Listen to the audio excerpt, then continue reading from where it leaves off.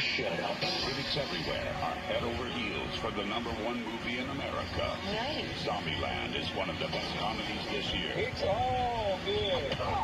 Zombieland, rated R, now playing. Sorry for the sucky-looking trailer, but you know what? That's the only way I'm probably going to get this video on here without it getting copyrighted, but watch, it's still going to get copyrighted. It's probably for the movies that are coming up later on the show, but anyway, this is Zombieland, and in this you have 4 survivors of a zombie apocalypse: Tallahassee, played by Woody Harrelson; Columbus, played by Jesse Eisenberg; Wichita, played by Emma Stone; and Little Rock, played by Abigail Breslin, who make their way on an extended cross-country road trip to find a sanctuary free from zombies. And this was originally written as a television pilot, which is very coincidental because there was going to be a television series after this movie was a success, but then that got canceled and they eventually made it into the second movie in general. And, well, what can you say about this movie that hasn't already been said? It's a really damn good movie. I mean, it's a very funny movie. It's a good zombie comedy, and it's one that legitimately does have some good terrifying moments in there. Like, in the beginning, there's a couple of scenes where I jumped the first time I saw it, because it's just like, that, it's like, it comes out of nowhere what they do with it. It's a good jump scare. Like, it's not one of these jump scares where you could see it coming a mile away. No, they do a pretty good job of balancing out moments where you think you know when the jump scares are coming, and then one comes in near the beginning of the movie. It's just like, okay, wow, that actually is really good. And but on top of that, it's just a fun movie. You get to see these 4 characters working off each other. They really do work off each other really well. They are a lot of fun to watch. They're very likable. They're very funny, and there's just so much about them that you really do like about them overall. Like, you want to see them succeed in their journey overall, and you want them to overcome their fears in general, especially during the zombie apocalypse. And not only that, you have a great visual look to the film. Not just the way this film looks, but just the zombies alone look pretty cool. The way they kill them off is pretty awesome. I mean, the comedy in here is top-notch. And you want to talk about great casting in this movie. Bill Murray playing himself and basically just making fun of his bad movie choices, specifically Garfield. I mean, that was pitch-perfect casting. I don't know if I don't know if they brought him on here, wanted to do this, or he wanted to come on here anyway, but it pays off big time. It's a cameo that is well worth it just for that alone, and so much so that he appears in the sequel, too. But, yeah, not much more to really say about this movie because everybody's pretty much already said what they need to say about this film. This is a really funny movie. It's a really great film. I can't recommend it enough. I mean, what more do I need to say about this? Zombieland, absolutely amazing, absolutely fantastic, very, very good film. If you haven't seen it already, get your ass up and see it because it's more than worth it. So, with all that said, let's go ahead and get to not really a new release, but a re-release of not one, but 2 movies, Toy Stories 1 and 2 in 3D.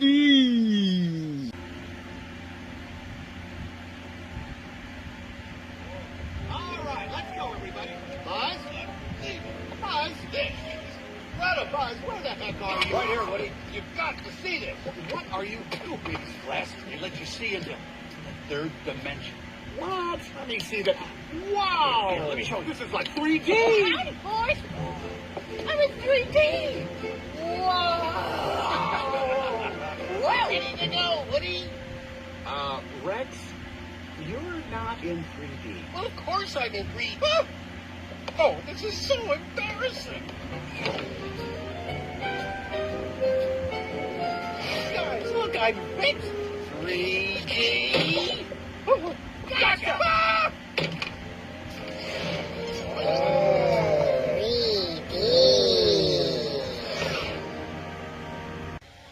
Yeah, spoiler alert, this isn't going to be in theaters for just 2 weeks, because, you know, they always say, you know, for 2 weeks only, it's going to be in theaters, and then it becomes a success, and they're just like, oh shit, we got to extend this. I mean, that's going to happen with another movie at the end of the month that was supposed to be in theaters for 1 week, and then it actually became a success, but, this is Toy Story and Toy Story 2 being re-released in Disney Digital 3D. That was the big thing they were touting around that time.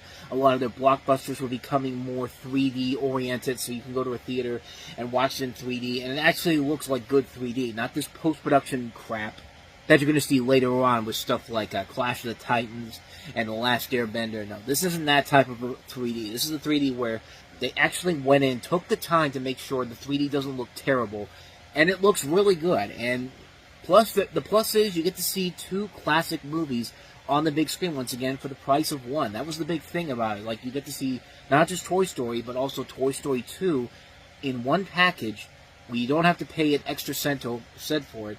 And people went to go see it. It was a pretty big success overall, and it was mostly being done because of the fact that there was a new Toy Story movie coming out, and you got to see the first trailer for it through this, and, you know, it was there to help build the excitement up, you know, build up the anticipation for the new Toy Story movie coming up, and it's a movie that paid out very well. I went to go see this in theaters a couple of times because I had seen the original Toy Story in theaters.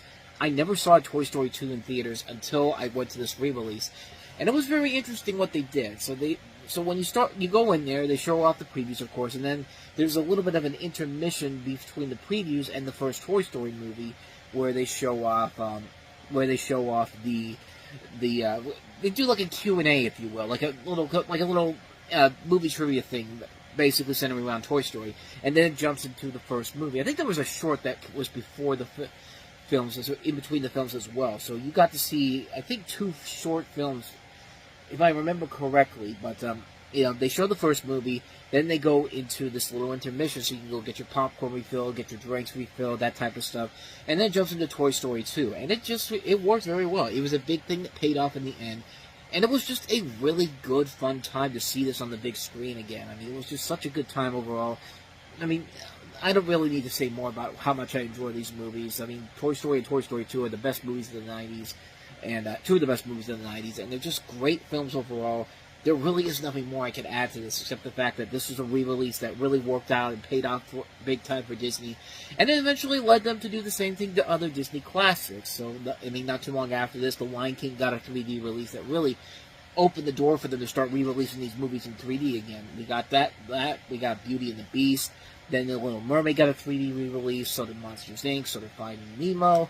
I mean, this became the norm for a little bit, and that's one of the cool things about the 3D trend of this time period, because they took movies that didn't feel like they really needed to be in 3D, but they put them in 3D, and it worked out. You didn't really notice that it was bad 3D conversion. They actually went in there, put their time and effort to put this in 3D and make it look realistic and actually cool looking, and it did pay off in a big way. And this was the movie that kind of started that whole trend off. And we're going to get to a couple more of them as the next couple of years go on.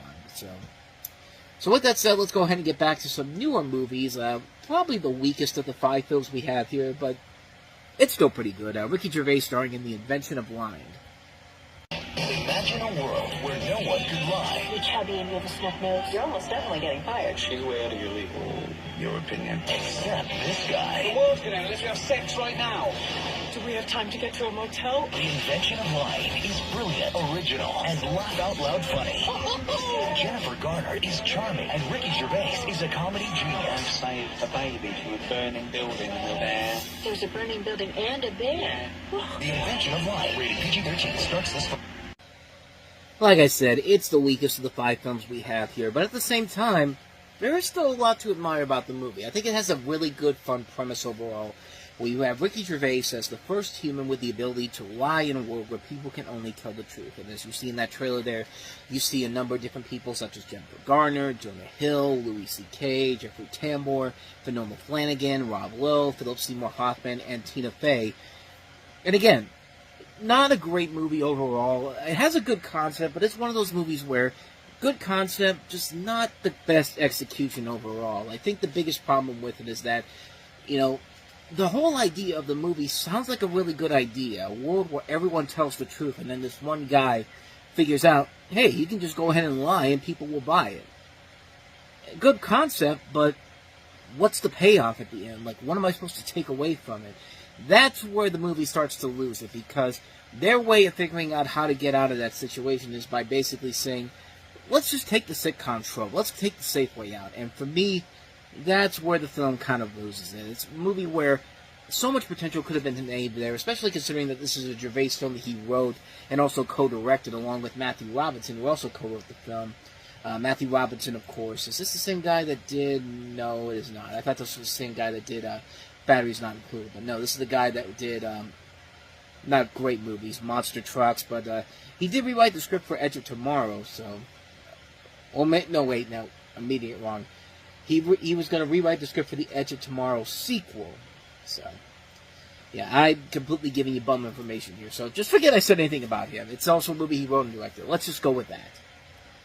Well, like I said, it just goes kind of the safe PG-13 rom-com marketable way out instead of actually going full in on this whole idea. Like, I feel like you could have made a really good R-rated movie based off of this, but it sadly just doesn't go down that route, and it really does hurt the film in the long run. It's a film where there are but it's a movie where it's not a complete waste of time. It still can be very funny when it needs to, but at the same time, you just feel like there could have been so much more to it. I really do feel like there would have been a great R-rated comedy here had they gone all in on it, but they didn't. But at the same time, it's not a complete waste of time. It's a film that is very funny. There are a lot of moments that did make me laugh, but yeah, it's a movie that still could have been so much better. But as it is, it's fine for what it is. Like I said, it's the weakest of the 5 films we have to look at here.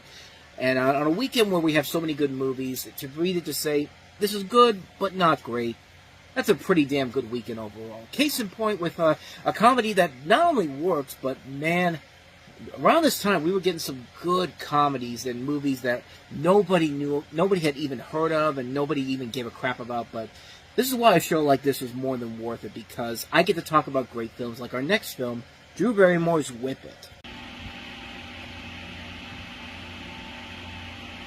If I could have dinner with anyone, it would have to be God. My mom is gonna kill me. It says temporary. Also from Bodine, Miss Bliss Cavender.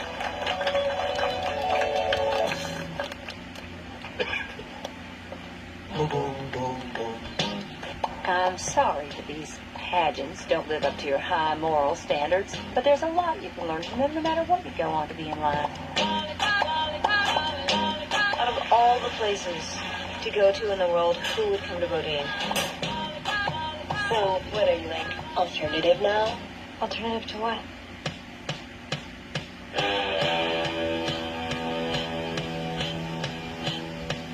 What is this? Roller derby? Welcome to skate night at the warehouse.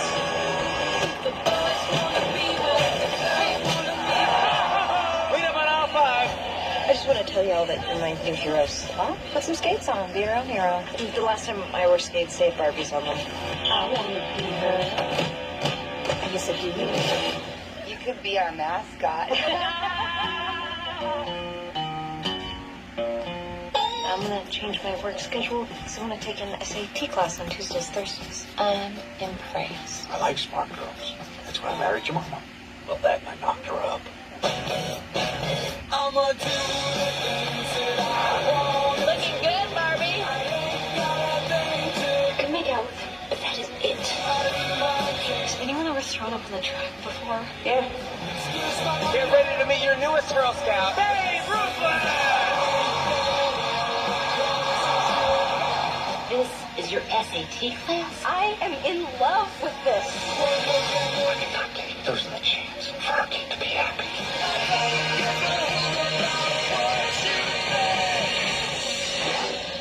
We're number 2. We're number 2. We came in second out of 2 teams. Celebrate mediocrity. That's fantastic. I mean, aren't we always celebrating mediocrity? We were celebrating a Minecraft movie becoming the biggest hit of the year. I mean, as of the time of recording this, but it's just like, we're all celebrating mediocrity at some point, but this movie is not mediocre in any way, shape, or form. I really love the hell out of this movie. You have a story where you have Ellen Page as a teenage girl from the fictional town of Bodine, Texas, who joins a roller derby team, a team that includes notable faces such as Kristen Wiig, Drew Barrymore, you see Eve there, just some of the many cast members in this movie, you know, you see Aaliyah Shawkat from Arrested Development, Marcia Gay Harden playing kind of the bitchy mom in this, which is kind of a character that she played a lot of in the latter half of the decade, when you really think about it.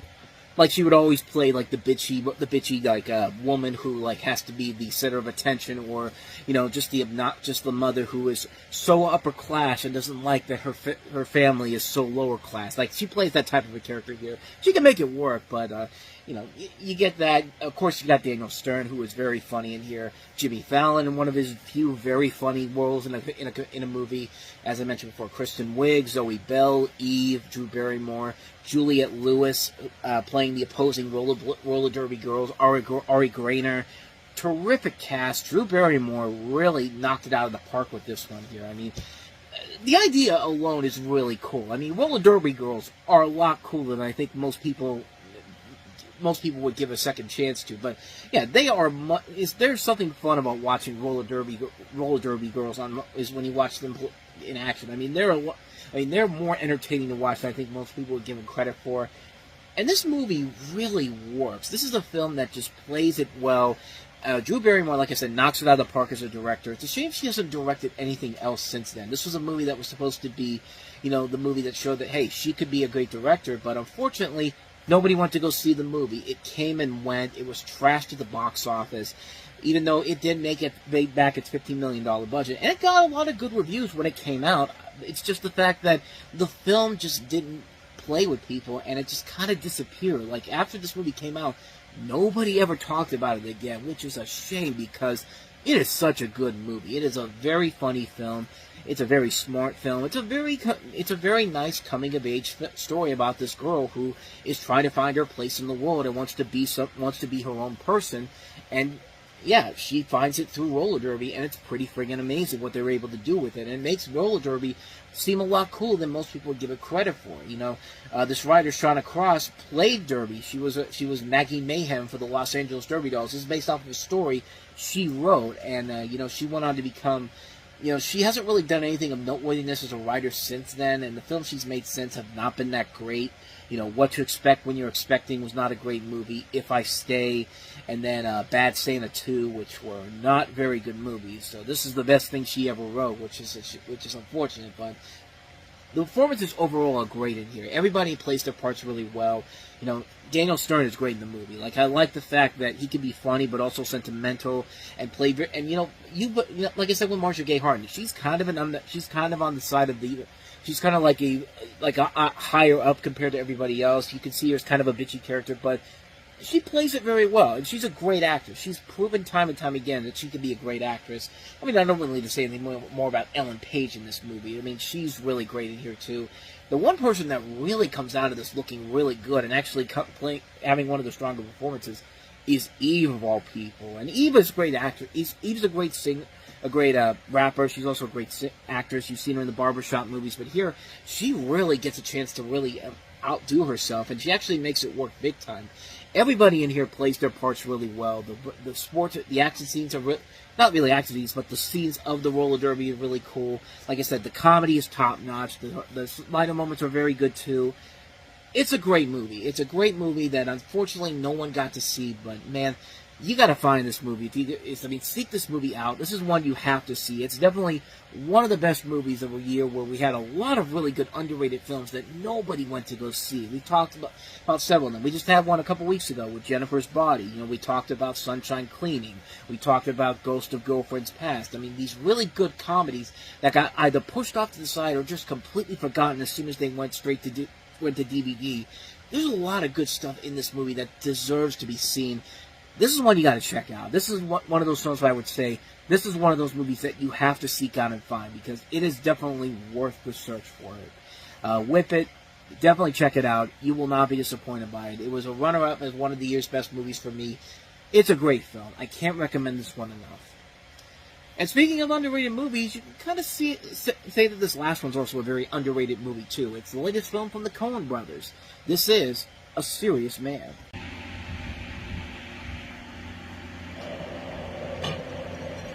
Please, I need help.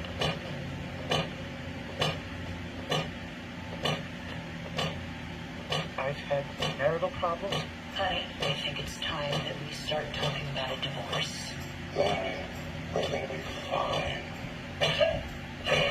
Professional, you name it. Larry, we received a number of letters denigrating you and urging us not to grant you tenure. I need help. We're gonna be fine. I've tried to be a serious man. We're gonna be fine. Tried to do right, be a member of the community. We're gonna be fine. Please, just tell him I need help. Please. We're gonna be fine. I need help. We're gonna be fine.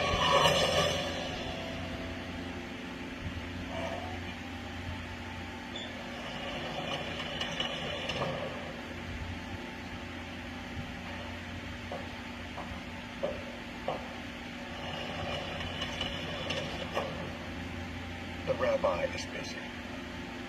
He didn't look busy. He's thinking. With one of the greatest trailers of all time. I mean, just the way that they play the scenes in this movie of him getting smacked in the head and having somebody hug the dude and they're just like, we're gonna be fine. Like the way they show it and just the way that ended. I mean, and also they had Don't You Want Somebody to Love there too. I had to cut that off for obvious reasons, copyright concerns, but maybe this isn't as underrated as I think it is. I just know that when it came out, it kind of came and went, and nobody really talked about it all that much, but apparently it has been considered since then one of the Coen brothers' best films and considered one of the greatest films of the 21st century, if you want to go by what Wikipedia says. And the links here, yeah, some of them are saying it's one of the best films of the 21st century, best American independent films of the 21st century. So maybe there is more to it, but more of a fan base to it than I've been led to believe. But regardless, this is a fantastic movie.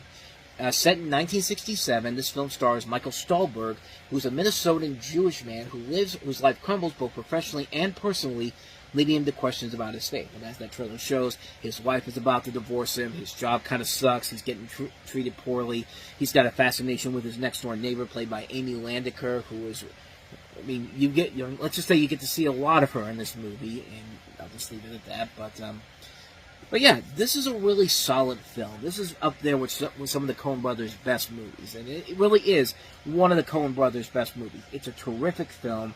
And Michael Stuhlbarg, who this is my first time seeing him in anything. I know he's been a character actor for so many years, and he had been working since '92. But this was the movie that really introduced me and a lot of people to him, because of course he would later go on to star in the Doctor Strange movies. He was in Hitchcock, Lincoln. He was in Men in Black 3, Blue Jasmine, Hugo, Arrival, The Shape of Water.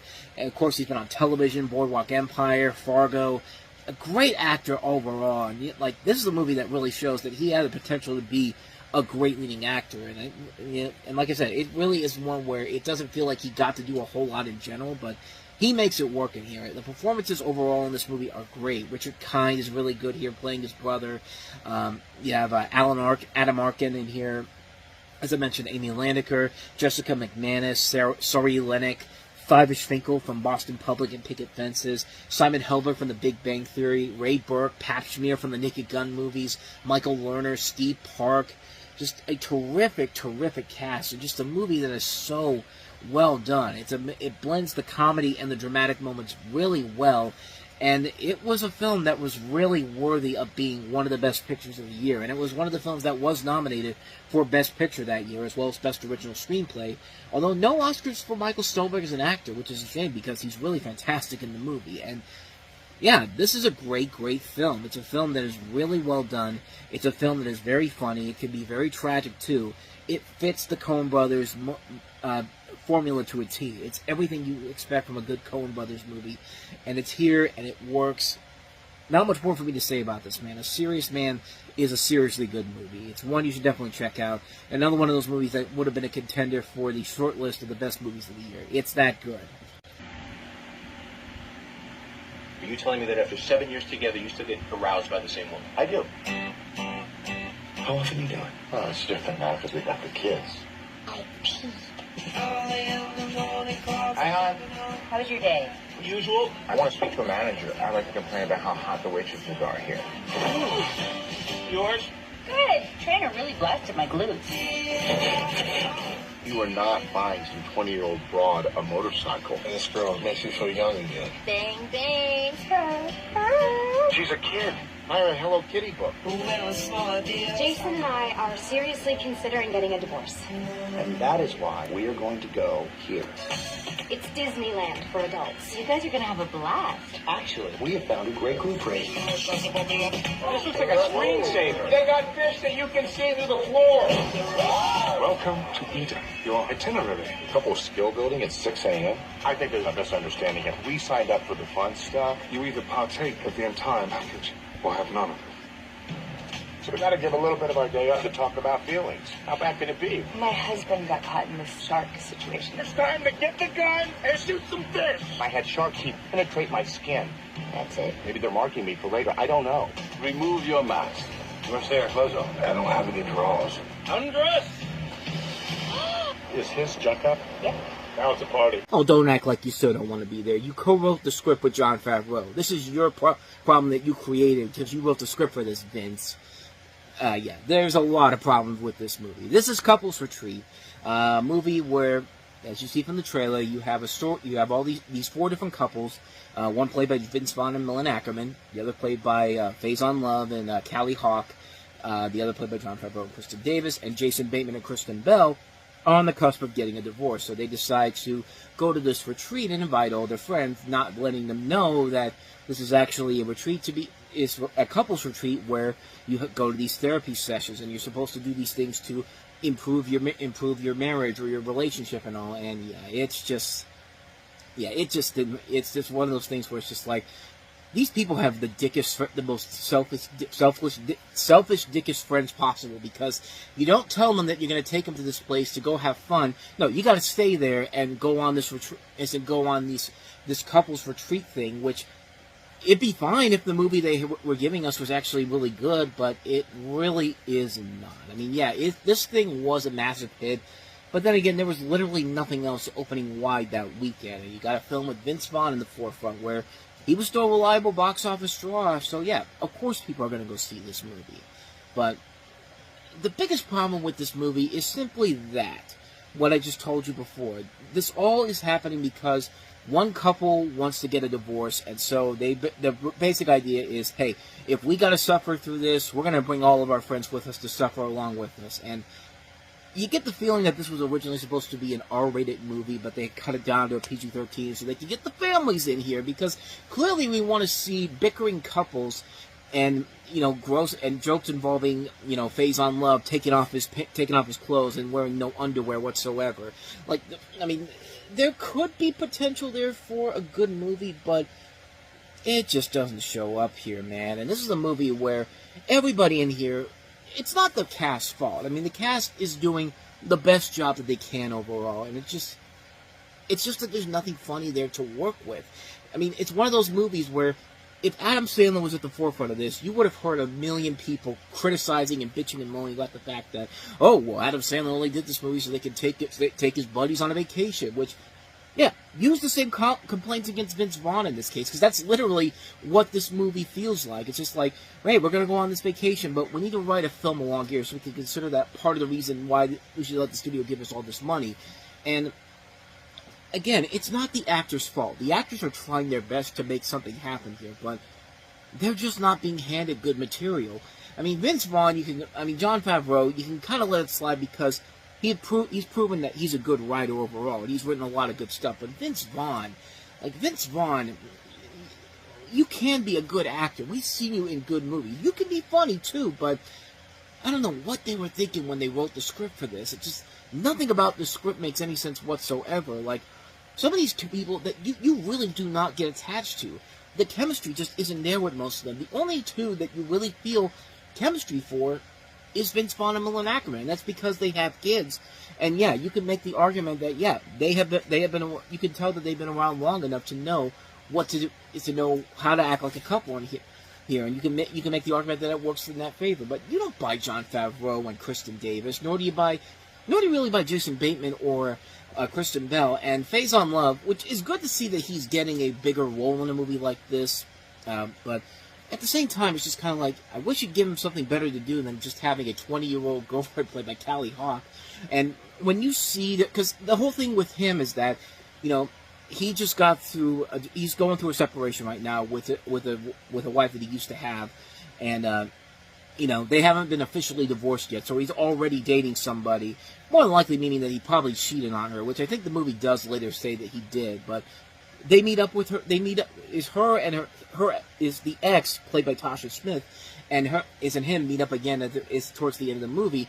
When they get together, that's where that chemistry really is. You buy more of the chemistry between Faison Love and Tasha Smith more than you do with him and Callie Hawk. Not to say that Callie Hawk's a bad actress, but she's not really given much to do except to just be the 20-year-old young girlfriend to this older guy, being the sugar daddy to Faison Love's character. And it's just like, you never buy them as a couple overall. I don't know if that was the movie's intention to do it that way, but it just didn't feel like that couple was really meant to be together. together. Like you feel more of the chemistry between Tasha Smith and Faison Love when they're on screen together, rather than you do with Faison Love and Callie Hawk. And again, it's just, in the comedy overall, just doesn't work. Like, lame attempts at gross-out humor, or, you know, here's all these hot-looking guys, that look at them take their clothes off, look at the six-pack on the guy, look, that guy looks like his penis is out. Like, it's just like, come on, man. Like, again, if you're gonna do it, you gotta do it where it actually is funny. Don't waste our time with a movie that's nearly 2 hours long, and just give us nothing that is everything that we've already seen done before in much better movies. Like, if you want to be honest, two people in this movie really do come out of this relatively unscathed and actually do become the stronger parts of the movie. And that's not even the main couples. It's two characters in particular. John Reno, who plays like the lead therapist and the guy who runs the resort. He's great, and he's great. He actually does give a very good comedic performance that's kind of outside of his norm. And Peter Serafinowicz, who I guess they were trying to set up as the next big British comedy star to come to the U.S. after Russell Brand. And for what he did, he was pretty good. He actually was really funny when he was on screen. Granted, he does have a little bit of a subplot that really doesn't go anywhere with Guitar Hero. It just felt like they added it in there because, hey, Guitar Hero is the big thing. I mean, look at how the year began. We had Paul Blart Mall Cop have a Guitar Hero subplot. If they could do it, why can't us?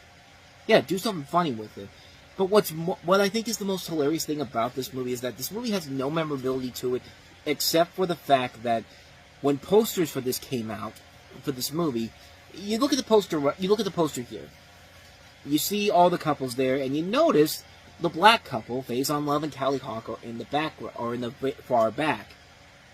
But then there were posters where they actually removed the two from the international posters of the film, showing only six people rather than the 8 cast members used for the U.S. promotional material. Now, this is not a new thing. This has been happening before, specifically with the Ghostbusters. Like, you know, anytime you see Ghostbusters, you usually just see Dan Aykroyd, Harold Ramis, and Bill Murray. Very rarely do you see Ernie Hudson on any of the posters for the original Ghostbusters. But then on Ghostbusters 2, they added him on there because he's part of the original group. That continued all the way to the DVDs and the Blu-rays, but in this case, so it's not really that much of a big deal overall. It's something that you can honestly say that, yeah, that's something that you want to bring up in general, but it's not something that it's going to be so long-lasting that you have to do everything you can to basically just keep letting it go out there. But I'm bringing this up because this thing came out in 2009. And the studio said it regretted causing offense and had abandoned plans to use the revised posters in other countries. So they basically just used the same poster that they did here in the U.S. But then, 11 years later, Faison Love filed a lawsuit accusing Universal of race discrimination and whitewashing for continued use of the offending poster. And it's just kind of like, you know, I get it. I get why you could be upset about that. But at the same time, it's just kind of like, it's been 11 years, dude. I mean, it's just like, there's no reason for you to continue to... There's no reason for you to bring that up now, except for the fact that it was 2020, and, you know, we were doing the thing, everyone was trying to show that we're more supportive of black people and that type of stuff. I mean, I'm making it sound like that I'm against the whole thing. Well, I'm not. I'm not at all. I'm just saying, like, it really felt like you were trying to do that because that was the big thing that was happening around that time, besides COVID, and, you know, after what happened with George Floyd. But, you know, I mean, if you had done this maybe a couple of years after the movie, or even a year after the movie came out, then maybe I could have bought into it. But this is 11 years later, and really, nobody had cared about this movie after that. Like, this thing came and went. It was a hit when it came out, but it was long forgotten as soon as it came out. Like, you barely hear anybody even mention this movie overall. I mean, I don't know. Maybe it's just me that's thinking that, but I don't know. It feels like he was wasting his time with that. I don't even know if that lawsuit even went forward. Actually, let me see. I'm curious. Yeah, they settled out of court not but 2 months later. I mean, it basically felt like Faison Love was doing it because he hadn't been... He'd been kind of... I mean, he was still kind of relevant, but... I mean, after this, I mean, he hadn't done a whole lot since then that was actually considered good stuff. I mean, he's been mostly relegated to direct-to-DVD hell in stuff like Bulletproof 2 and, you know, The War with Grandpa, Back on the Strip, The Last Stop in Yuba County, like those type of stuff. So it felt like he was doing it because nobody really cared about him anymore as a top leading man.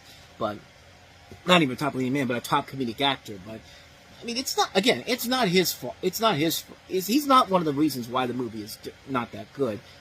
It's just not an enjoyable film. It's a film where, you know, it would have worked probably if you had a better script to work with, but there's just nothing there. And I would have liked to see more Peter Billingsley as a director. He hasn't really directed anything of noteworthiness since then. I think the last thing he directed was Term Life, which was an action drama which starred Vince Vaughn and having this terrible wig. Holy crap. I mean, this is like Bruce Willis's Surrogate's bad. Take a look for yourself. I mean, Jesus Christ. But you could see him with Haley Steinfeld, and yeah, it didn't do so well, and thus it did terrible with critics, and Peter Billingsley has not done anything on the directing side since then, which is a shame, because I really do feel like he could have done more directing things after Couples Retreat, but after that movie, like after Term Life, it's just like, not anymore, so.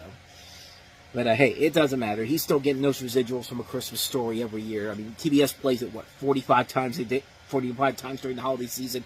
He's good. He doesn't need to direct anything anymore, but, Couples Retreat. My overall final thoughts, it's not that great of a movie. I mean, it's a movie where you could see the potential for the comedy, but it just isn't there. It's just kind of a bland comedy, and you expect so much better with the talent involved in here, and it's just like, yeah, it just didn't work for me, So anyway, that's a much longer than I was expecting review of Couples Retreat. I mean, good Lord, I'm nearing 12 minutes on this.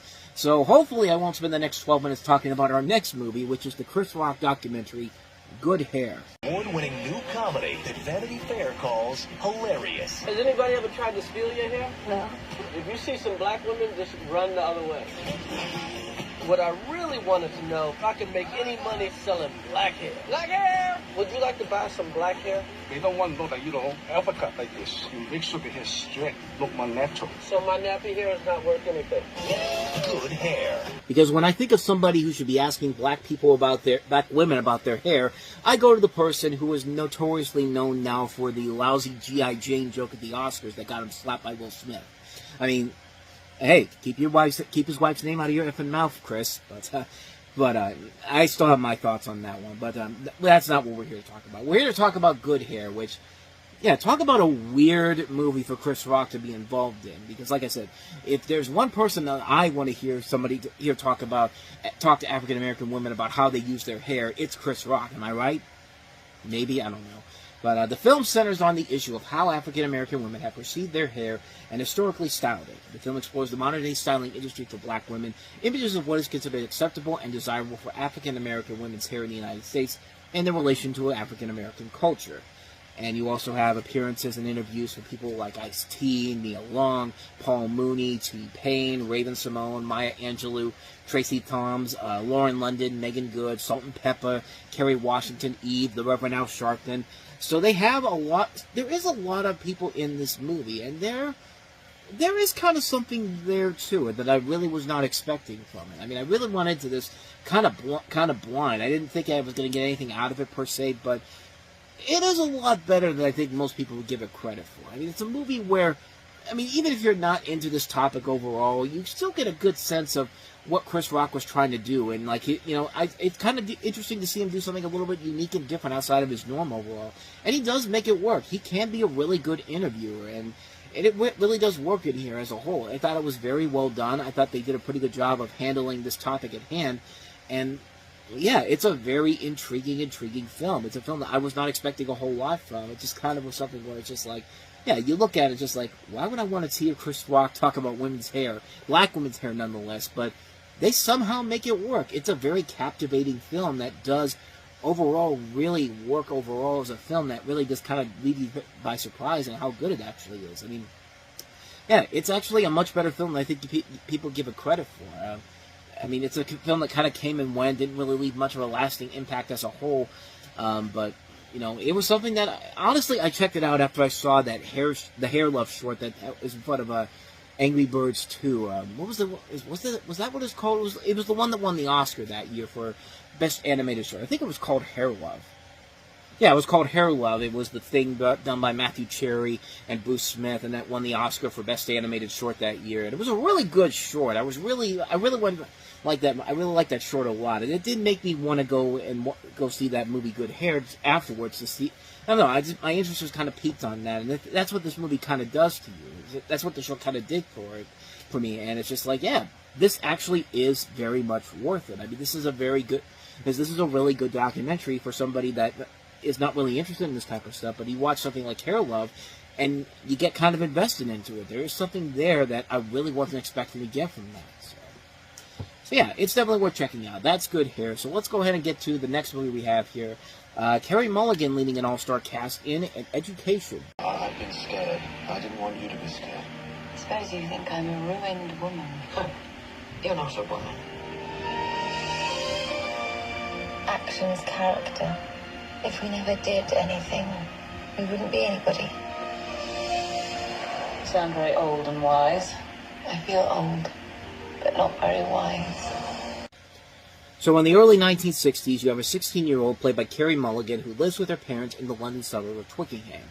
On her father, Jack's wishes, everything that Jenny does is in the sole pursuit of being accepted into Oxford, as he, played by Alfred Molina, wants her to have a better life than him.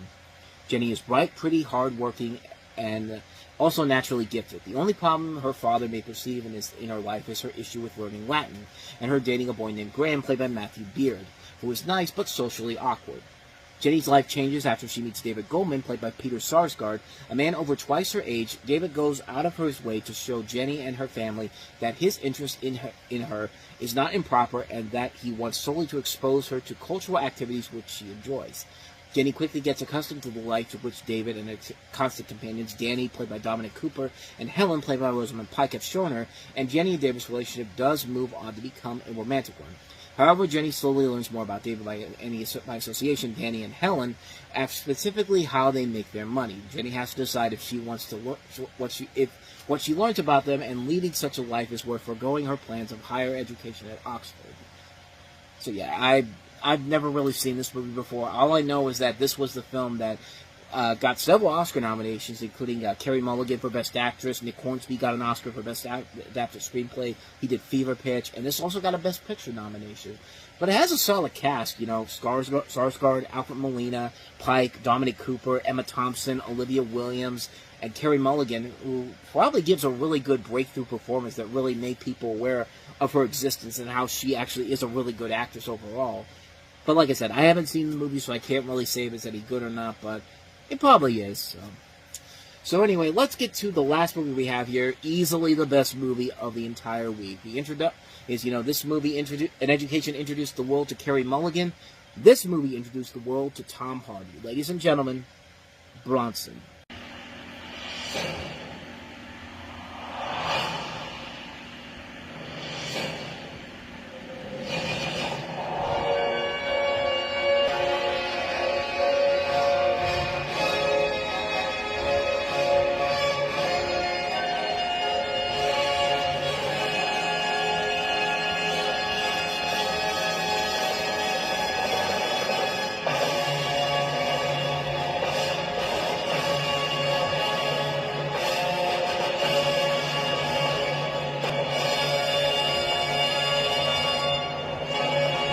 Now, obviously, I had to trim some of that trailer out because there were scenes of nudity, not just from the ladies, but also you see part of one of the more memorable scenes of the movie where, you know, Tom Hardy is fighting all these prison guards covered in oil and completely naked, and that's in this trailer. But Bronson is a fucking amazing movie, man. Tom Hardy stars as Michael Peterson, known from 1987 as Charles Bronson. The film follows the life of this prisoner, considered Britain's most violent criminal, who has been responsible for a dozen or so cases of hostage-taking while incarcerated. And this comes to us from Nicholas Winding Refn, who would later follow this up with not Drive, Valhalla Rising, but Drive would become the more notable movie that he made, even though he had done movies before this, the Pusher Trilogy, Fear X, and Bleeder. This was the film that introduced everybody not just to him, but to Tom Hardy. And Tom Hardy steals the show in this movie. He is absolutely incredible. Not just as an actor in here, not just as a character, but as a badass. I mean, he beats the crap out of all these people, and it just works. It just is so well done. The action sequences are incredible. is you do really feel for the character as a whole. Yeah, he's a violent sociopath, but you do feel for this guy in this situation. And quite honestly, this has the greatest F-bomb you will ever hear in your life. I mean, this is what you're about to see right here is without a doubt one of, if not the greatest F-bomb in movie history. Shut your fucking mouth! Shut the fuck up, you cunt! Shut it! You keep expecting him to, like, play with his nose a little bit here. Got your nose. Like, but no. That right there is the reason why I love this movie. That performance alone. He shuts the door. You don't know what the hell is going to happen. And then all he does is just, like, scream at the top of his lungs, shut your effing mouth! Shut the fuck up, you... Obviously, I'm censoring myself here, but, I mean, I already said the F word already, but you get the idea. Like, that is the reason why this movie works, because of that performance. I mean, Tom Hardy, he'll later show that he could be really charismatic too with stuff like Inception and other movies later on down the road, but this is a movie that showed that he's a fucking badass, man. I mean, this guy is awesome. The movie is awesome. This is just such a great movie, man. If you have not seen Bronson, see Bronson. You are doing yourself a major, major disservice by not doing so. I mean, if you don't, then Tom Hardy will come at you like this. Shut your fucking mouth! Shut the fuck up, you cunt! Have a war. A battle? Yeah, so who else can be a bad guy?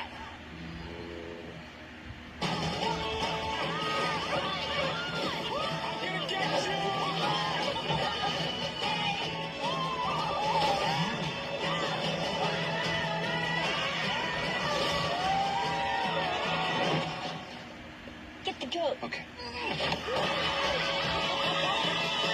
Where the Wild Things Are. Rated PG. Starts October 16th. This is, of course, based off of Maurice Sendak classic book of the same name, but this is a movie that's been in development for a long time. This started back in the 1980s when Disney was, still in the dwindling years of its pre-Second Renaissance animation, and they were really struggling to keep up. And one of the things they were going to do was a movie version of Where the Wild Things Are that combined traditional animated characters with computer-generated environments. And unfortunately, that never went anywhere, and that project was eventually completely destroyed after that.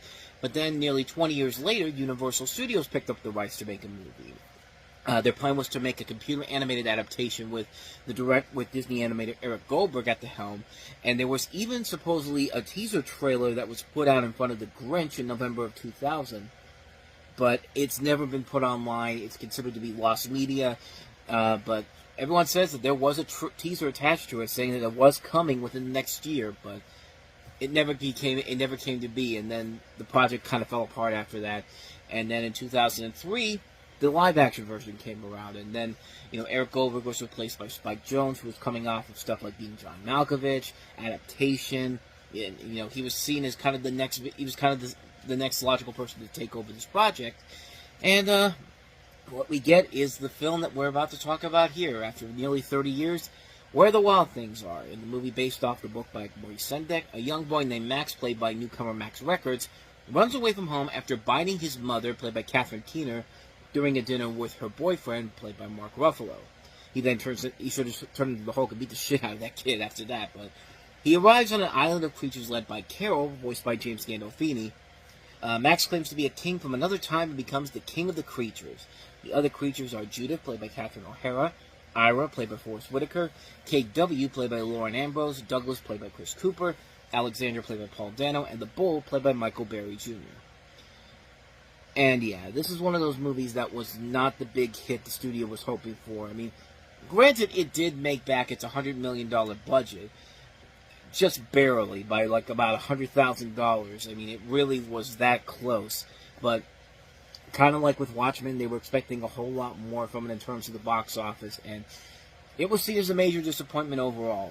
Most of the reviews were okay at the time. I mean, they were not spectacular, they were nothing amazing, but they were better than you could expect for a film like this. I mean, this was clearly a movie that probably was ahead of its time in terms of its appreciation. Like, it's a film that, you know, didn't get the proper respect it did back then, but as time has gone on, some people have come to admire it for what it was. When I saw it for the first time, I really didn't like it. I mean, I really tried to stick with it, and it just wasn't hitting me, and I really felt let down by the movie overall, because there's a lot of good stuff in there. And then, sure enough, when I got a chance to rewatch this again recently, I'm thinking, okay, it's been nearly 20 years. Surely my mind's going to change on this. I mean, everybody else seems to think that this is a cinematic classic on so many levels. So maybe I'm the Grinch in this situation. Maybe I need to see this once again to reevaluate my idea of how this movie should really be. And I watched the movie, and sadly, my thought really has not changed all that much on this movie. I know I'm going to sound like I hate the movie, but I don't. It's really, I mean, the first 20 minutes of the film really took me out of the movie right out of the gate. When the kid is chasing the dog around, and he's literally, like, committing animal abuse on this dog, it's like, they're not even trying to hide it. They make Max kind of an asshole in the beginning of the movie. Like, I mean, that was bad. And it's like, that's the first 20 minutes of the movie, and I really thought to myself, okay, this is going to end up bad here. This movie's not going to end up being that great overall. I really got scared that this was going to end up being one of the worst movies I saw from that year, but it's at the point when the fantasy element starts to come in. It's kind of like with If, except If wasn't a big disaster in the beginning of the movie, but it did start off slow. It took its time to get going, and once we got past the 20-minute mark and Max went to the island, like, the moment that happened, that's where it picked up quickly, and I was really enjoying the movie for the most part at that point. You know, even at the end when he has to come back home and, you know, he has to, you know, make amends with his mother for what he did.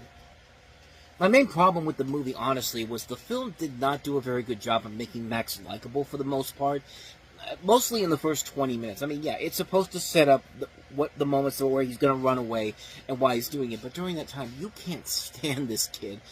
The mother I also thought Catherine Keener as the mother was also being way too cruel to him, and, like, in the first 20 minutes, you really do not like anybody in this movie. So when he's away and he wants to go back home, you never really feel that, and it just didn't work for me. And like I said, the moment when he attacks this poor defenseless dog, like in animation, like the animated thing I was talking about with Disney, when they did that, that was fine. Like, that was not something where he was, like, going extreme crazy on him like he does in this movie. Like, where's Peter when you need him on this? It's just like, you never see that dog again either. So that makes you think that that dog is dead. Like, he dismantled that dog so much that he killed him. That's literally what it felt like when I watched that again. It's just like, nothing really has changed about this movie in the near 20 years since I've seen it.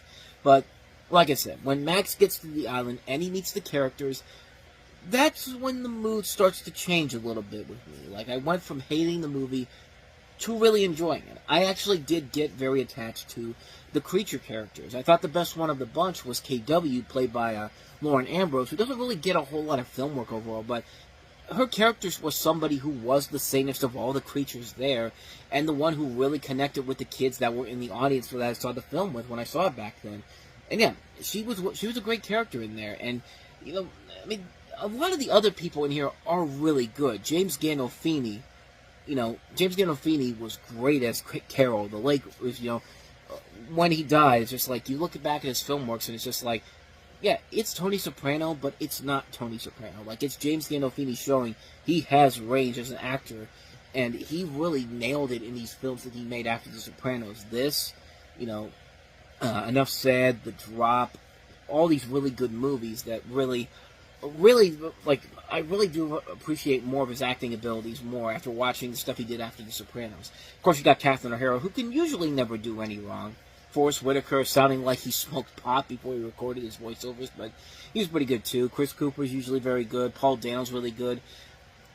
I mean, it's a complicated movie in general. The first 20 minutes and the ending, I think, really are the weak links of the movie. Once we get to the island and we get to see the fantastical elements of it, that's where the movie, I think, really begins to take place and get a lot of enjoyment out of me from it. I don't like this movie as much as everybody else did, but I guess I can say overall, I don't hate it. Like, I made it seem like in the beginning that I hated the movie.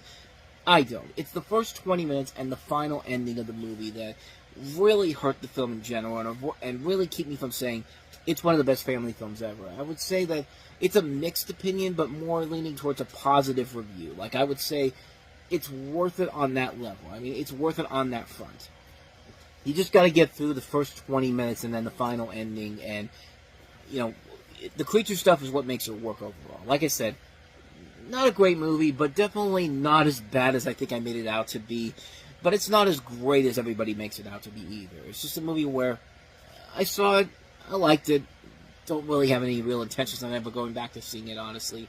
But again, that's just my personal opinion, and I know this movie has a loyal fan base to it, so yeah, that's my thoughts on where the wild things are. So let's go ahead and move on to the next movie we have here. Jamie Foxx and Gerard Butler in the action-adventure Law Abiding Citizen. It's Friday. What do you want, Glad? I would rather show you. Only one man can stop him. You even think about touching my family. You are gonna stop this guy. Law Abiding Citizen. Rated R. Starts Friday. So Law Abiding Citizen tells the story of a man played by Gerard Butler driven to seek justice while targeting not only his family's killer, but also those who support a corrupt criminal justice system, intending to assassinate anyone supporting the system. And his big enemy in this is Jamie Foxx. And this is directed by F. Gary Gray, who had done some action movies before this with The Negotiator, and then Kurt Wimmer, who wrote the script for Equilibrium, of course.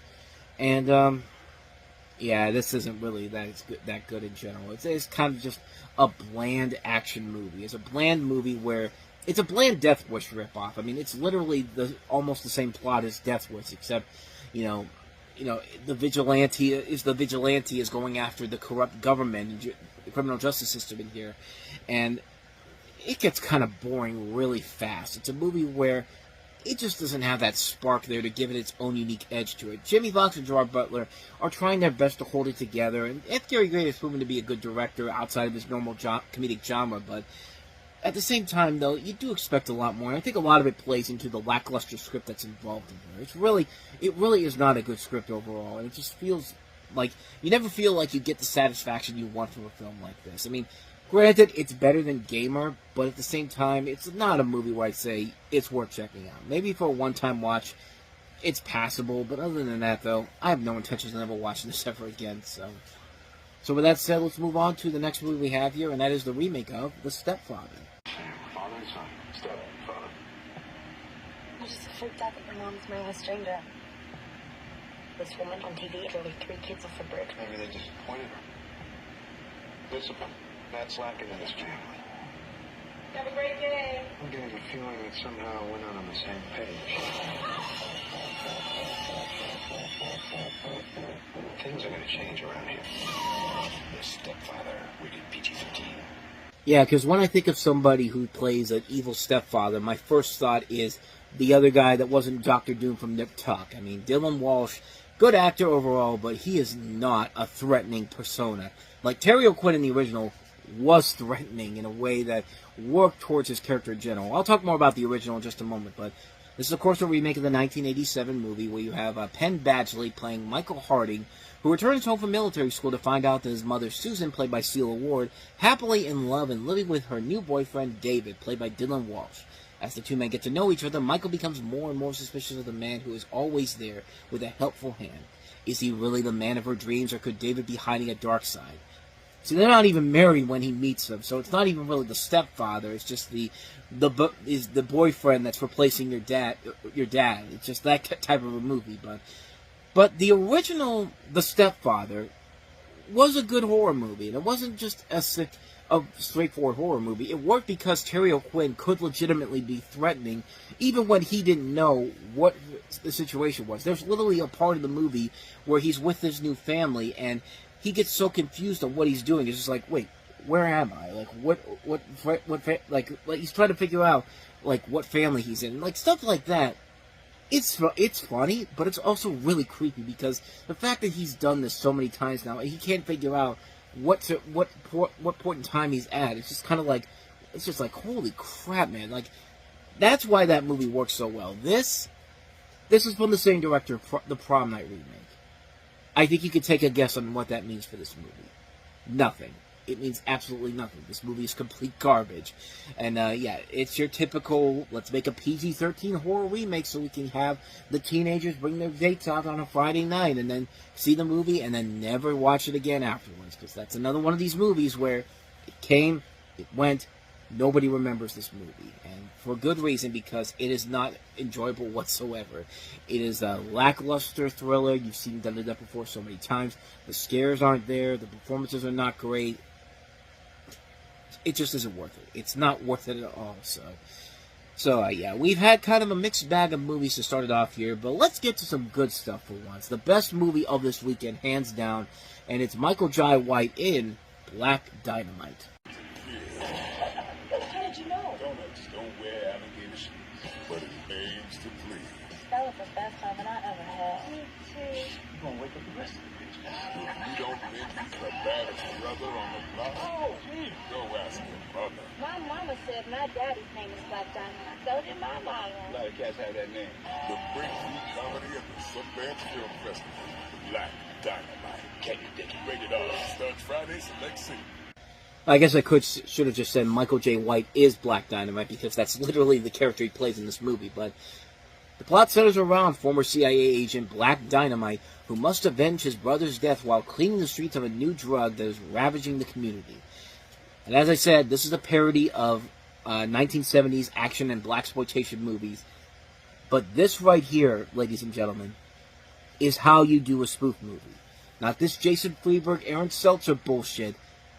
This right here is how you make a good parody and spoof movie. Because this movie does everything that a great spoof movie does. This is like I'm Gonna Get You Sucker for the 1970s. Michael Jai White is so perfectly casted as Black Dynamite in here.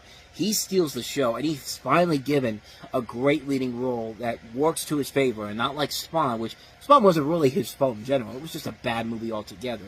But he's got a great cast around him. Tommy Davidson, Sally Richardson. You also have Arsenio Hall, Kevin Chapman, Oba Babatunde, Richard Edson, Buddy Lewis, Brian McKnight, Nicole Parker, Phil Morris, Miguel Nunez Jr., John Sally, Tucker Smallwood, Mike Starr, Nicole Sullivan, Kim Whitley, Micheletti Williamson, Bokeem Woodbine, Cedric Yarborough. A ton of good people in this movie, and this is just a really, really funny movie that even if you've never seen, the movies that they're satirizing here, you could still get a lot of value out of it and just enjoy the hell out of it, because it really is that funny of a movie. It is a well-made film. I can't recommend this one enough. Black Dynamite. It led to a great TV series on Adult Swim that only lasted a few seasons, but it was worth it, man. It was made by the same guys who made The Boondocks, but it was definitely worth it as well. Seek Black Dynamite out. It is one of the funniest spoof movies you could possibly have at this time period. It's easily one of the better ones from the latter half of this decade. Black Dynamite, man. Black frickin' Dynamite. You can't go wrong with this. With that said, I may have been a little bit wrong on where the wild things are, but let me tell you, I wasn't wrong about this movie that we're going to talk about, this last movie we're going to talk about here. I was maybe wrong in how it was going to be going into it, but yeah, this one, you can tell why it's going to be forgettable in just a moment. This is Ice Cube and Mike Epps in Janky Promoters. Down on his luck.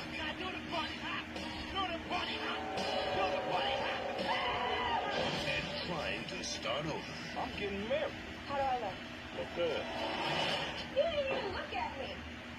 That's what did. A partner No, Johnny Roll. You gotta take me home. who's out of control. Whoa, Regina. I mean, the TV show's so busted. Why are you cheating on your husband with this very skinny and ugly man?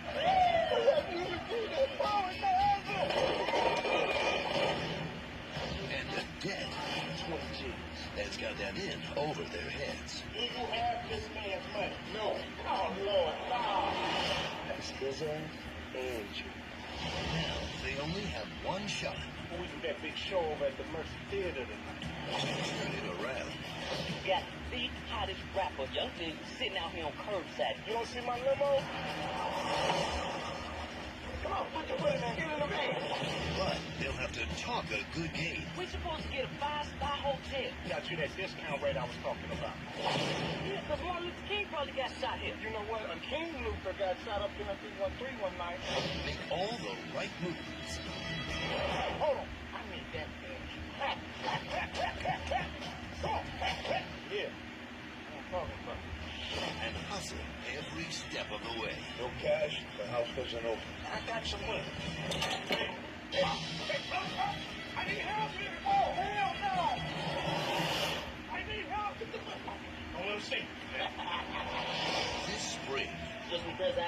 your daddy might be, dog. King don't mean you gotta be acting like you some promoter. It's showtime. Maybe it's just in my blood. You still gotta jump off. A lot might depend on it. Ice Cube, Mike Epps, Young Jeezy.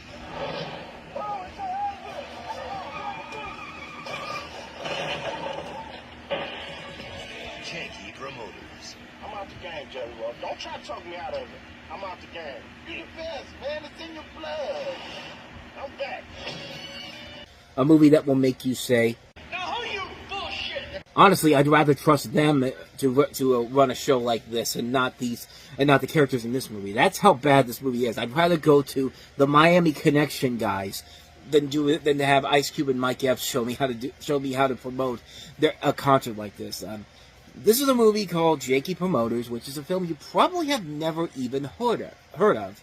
And it reteams Ice Cube and Mike Epps, who play as janky promoters who book rapper Jeezy to play at their concert, only to fail at doing it the right way, and thus getting into more trouble than they bargained for.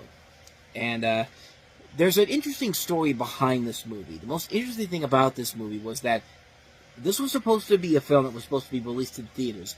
They released this unfinished, and Ice Cube basically said, the Weinsteins fucked me. Yeah, basically they fucked me. They were running through financial problems, so they couldn't put the movie out of wide release. And they told us we could sell the movie to another company, give them their money back.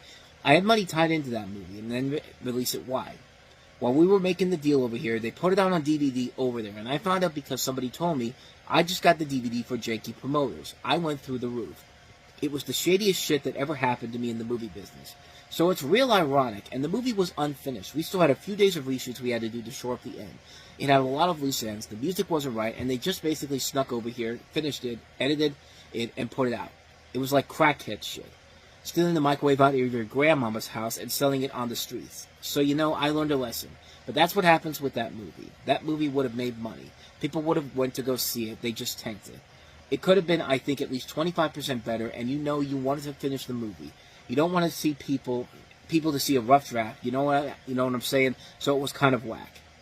I hope you appreciated my attempt to try to say this without sounding like Ice Cube, because I can't say it as well in that Ice Cube voice like he does. But let's just say this: thank God at least one of the Weinsteins would never ever do anything worse than that ever again. But that's some bullshit from that Ice Cube's final cut never came to fruition, and that the Weinsteins pretty much screwed him over on that one. And the final product definitely shows a lot of the problems this movie has. Now, I've been saying before, when I found this movie at a Walmart, not but a month after it was released in theaters, in the small theaters that it was, because it was not a wide release. And I saw this, and I had heard all these stories about it, and for a number of years I was telling myself, well, I should probably do a video about all the stuff I heard about this, because the production history of this was so bad, and I thought the movie was going to be this really terrible movie, would give me a lot of material to warrant a full-on video review. So I watched it so COVID happened, and I was just like, you know what?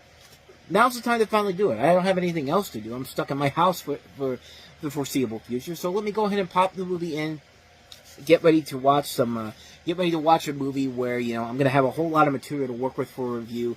And then you watch the movie, and it's one of the most boring, uninspired pieces of garbage ever. And there wasn't even enough material to warrant a full-on review for this. I'm not kidding when I tell you this. This is a lame movie. This is about as dull and as lifeless as it gets. Nothing about this movie worked at all. With a couple of exceptions. Ice Cube and Mike Epps still have that great comedy chemistry that they had in All About the Benjamins and the two Friday sequels. And they do get good chuckles here and there. But again, it's just that. Chuckles. There's hardly any good laugh-out-loud or funny moments in this movie. There's clearly good setups for some jokes, but nothing ever really delivers the laughs you expect them to give you. And I want to say that it's mostly because of the fact that, this was not completely finished and they just released it as it was. I think that might have something to do with that. But on top of that, it's a pretty dated movie, even for 2009, when you see Ice Cube calling people on flip phones.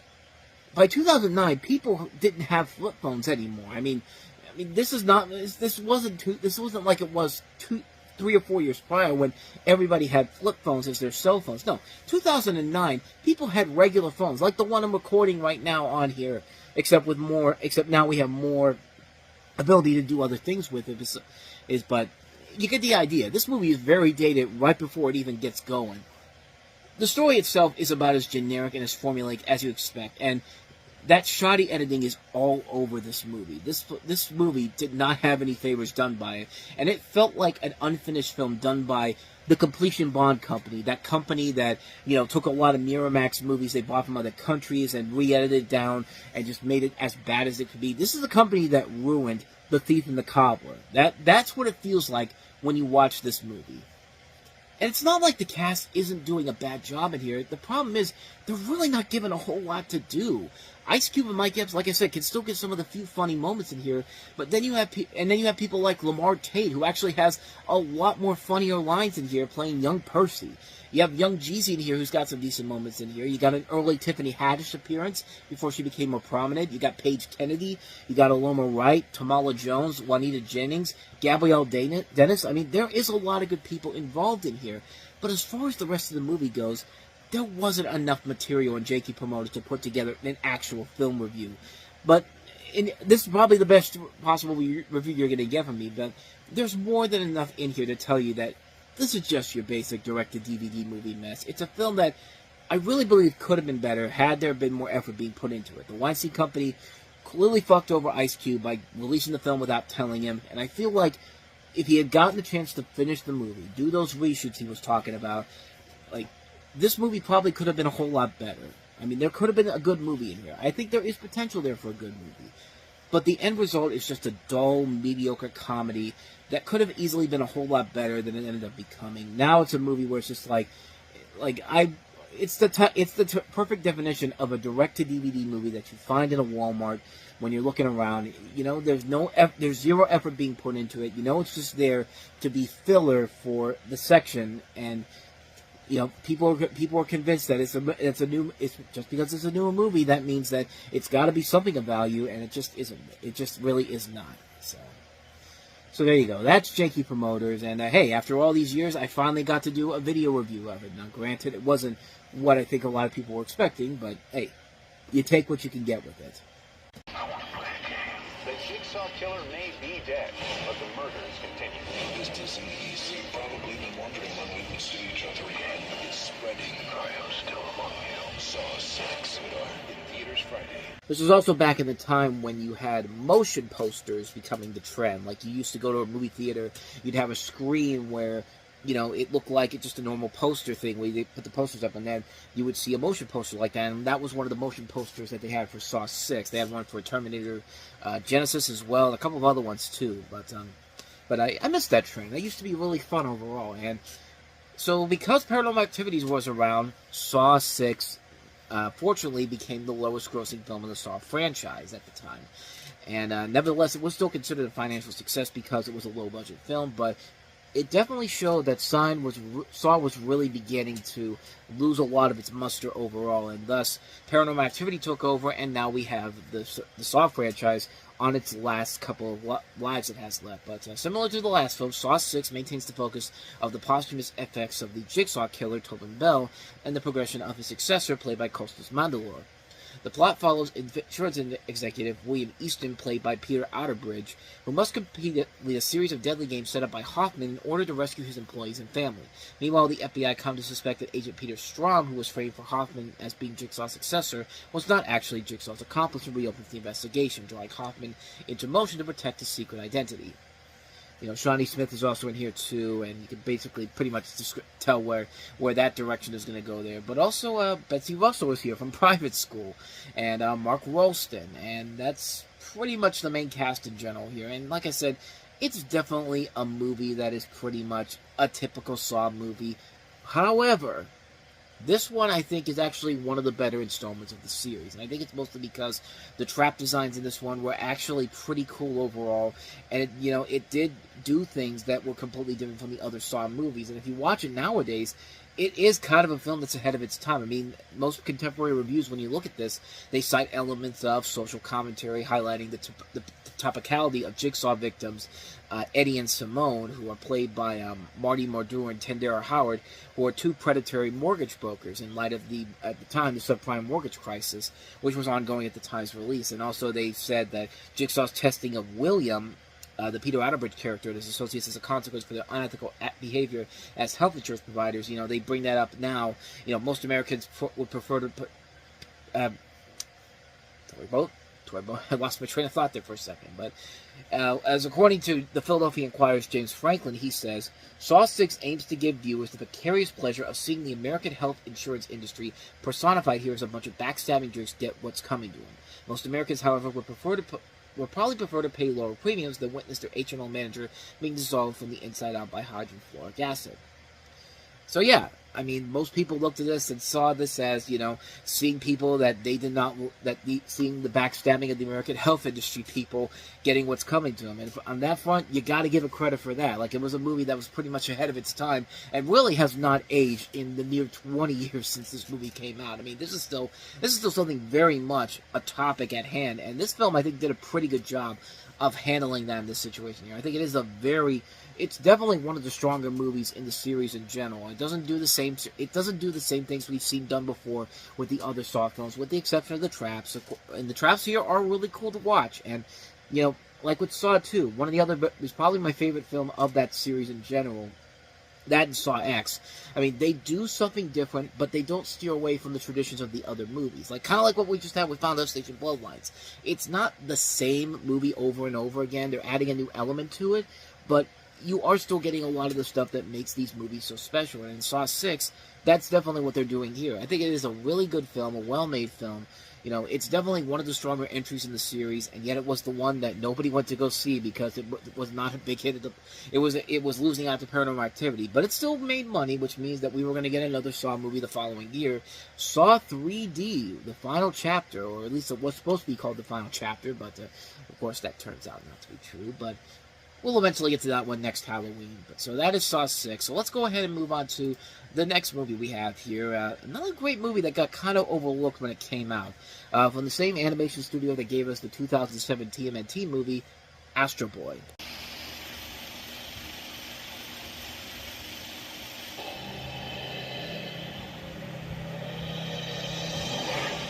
In this secret lab,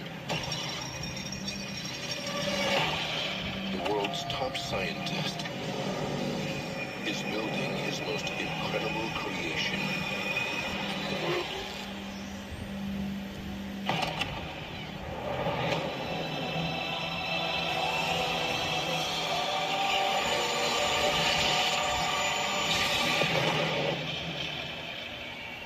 Good morning, son. Dad? How do you feel? Kind of weird.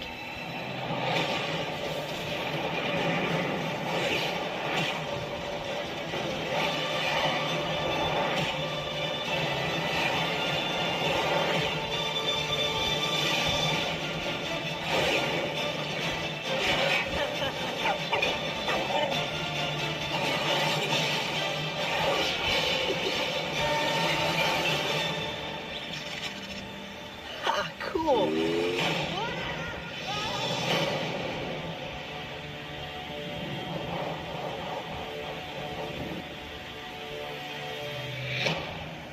Yeah, common sense would probably tell you not to release a big animated feature like this in the Halloween in October, because most of them do not usually do very well. At least back before COVID, that wasn't the case. But I guess nowadays it's not really. It doesn't really seem like it's that much of a deal overall. But back then, yeah, you don't usually release a movie like this in October because the kids are still in school. You're not getting the matinees during the weekdays. There's mostly money coming in on the weekends. And unfortunately, this movie failed to make money. It brought in only $42 million of a $65 million budget, which meant that the studio who made this, Imagi Studios, had to shut down because of it. It was basically the last film they did.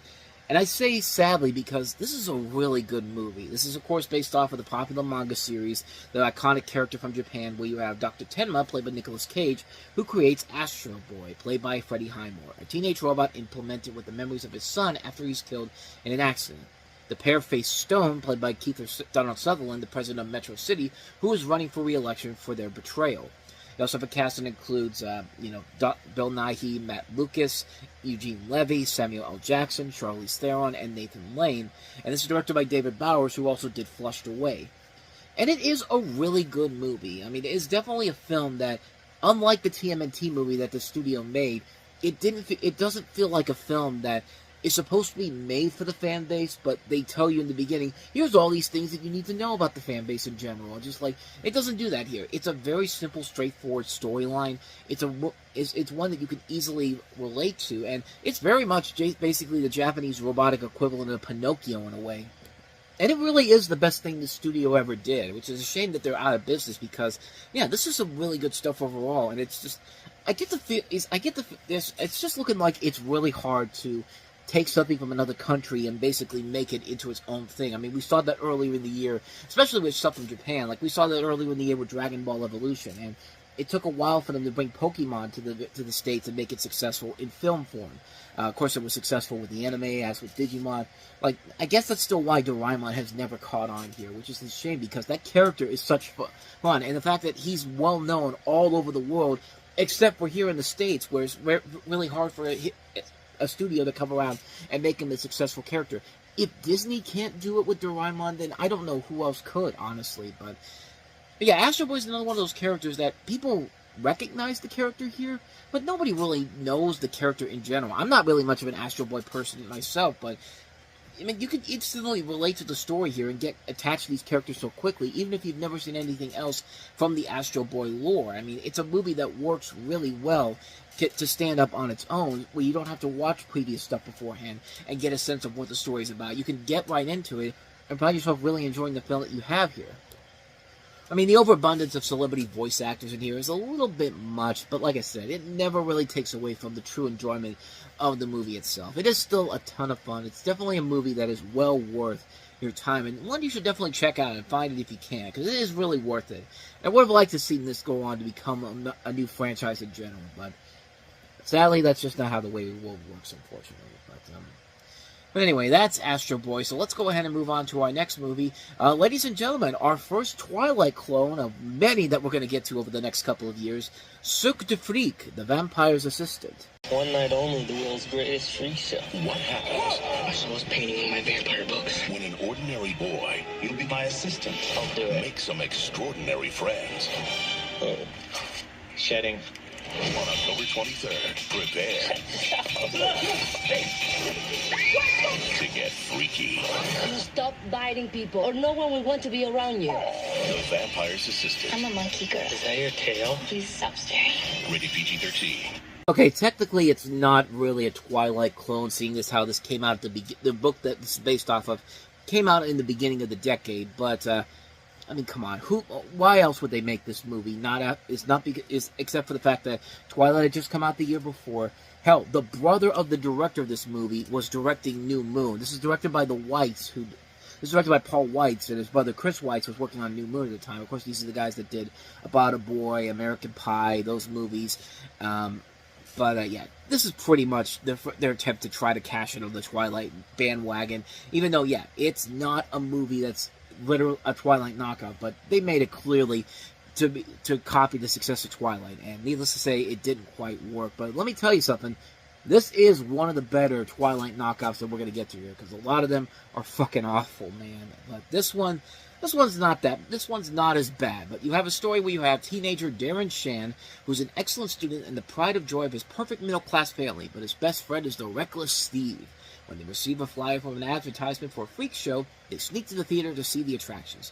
The star attraction is a vampire called Larton Crespley, played by John C. Reilly, who performs with a colorful yet lethal spider that literally looks like the spiders you see in the Spider-Man, the Tom Holland movies. The robotic Spider-Mans, like they literally look like Spider-Man. They even have the colors, but I don't know. Maybe I'm just overthinking it, but after the show, Darren tarries to see the spider and overseer Steve unsuccessfully trying to convince Larton to transform him into a vampire. Darren steals Larton's vampire, with later bites Steve. In search for an antidote from Larton, Darren accepts a deal to become his half-vampire assistant. So yeah, like I said, it's pretty much them copying the Twilight, following in the Twilight factor here. But like I said, it does it better than some of the other Twilight knockoffs, easily. I mean, you've got a cast that includes a lot of notable names in here.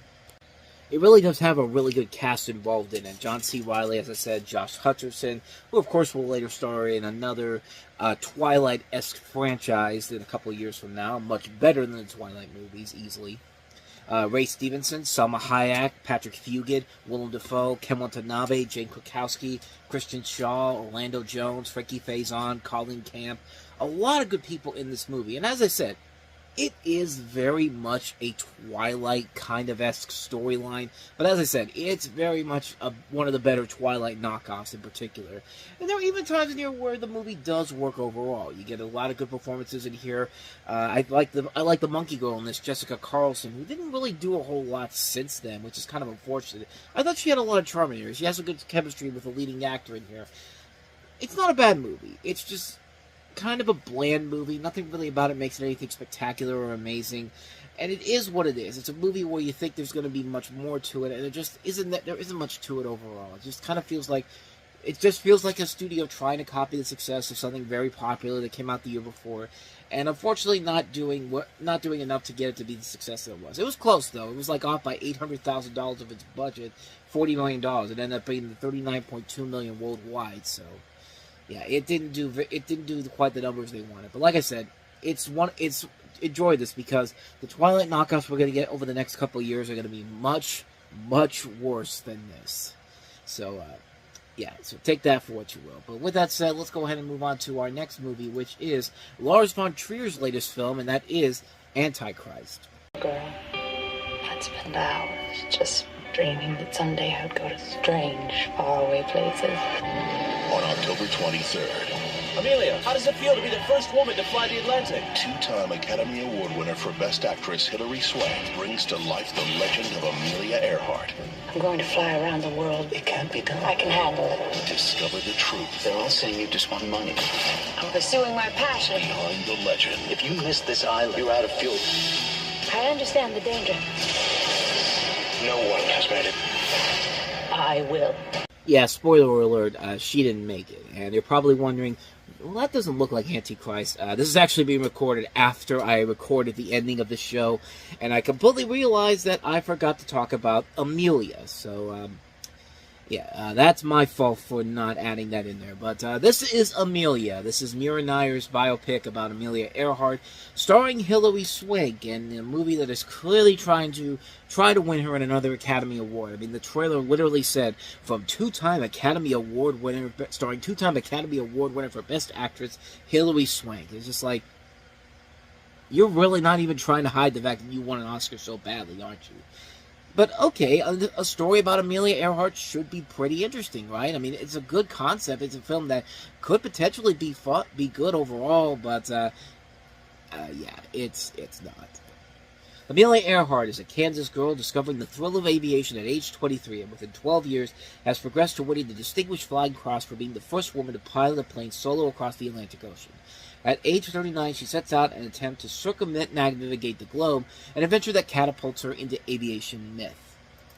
And again, on paper, it doesn't look like a bad movie overall, but sadly, this is one of those movies that you really need to dig deep and see that this is a film that's clearly Oscar baiting at its absolute worst. I mean, this is a film that was, when I watched it, I couldn't believe how bad it was. I mean, the pieces are there for something really good. I mean, you've got talent all across the board with this movie. I mean, Richard Gere, Hilary Swank, Ewan McGregor, Christopher Eccleston. The script was co-written by Ronald Bass, who won an Oscar for writing the script for Rain Man. Mira Nair is a director who very rarely misses. I don't think she's ever missed up until this point, but lo and behold, here it is. The worst thing she's ever done as a director, and it really shows. I mean, this was this was rough. This was a rough one to sit through. I mean, I couldn't believe how manipulative it was, how much they were trying to just throw an Oscar, try to beg the Academy Award to give them Oscars for this, and it just didn't work. That's the interesting thing about these Oscar bait movies, honestly, is that there are certain movies that you could easily look at and see, yeah, you're really trying too hard. You're focusing more on focusing on your acceptance speech, writing an acceptance speech for your Oscar that you think you're going to get, instead of actually making a movie and trying to tell a goddamn story. I mean, that's literally what you can tell with an Oscar bait movie. Like, you can tell when an Oscar bait movie is clearly focusing not on the film itself, but what they think is going to lead to an Academy I hit my screen and the light went on. I mean, that's the one thing I don't like about having a computer monitor that you can actually touch and move up here, because you hit something and then it does something that you're not expecting to happen. But anyway, what I'm trying to say is that, bottom line, this movie is more focused on what they're going to say on Oscar night instead of actually making a compelling movie that gets people that want to see a story that should be told. The story of Amelia Earhart is a very interesting story, and one that should be told the right way. This film does not do that. This film does not do that at all. And it takes a performance by Hilary Swank that should be good, but you can just tell she's not even putting the effort into it, man. It's like she isn't even trying to actually put effort into this, like she did with $1 Million Baby, like she did with Boys Don't Cry.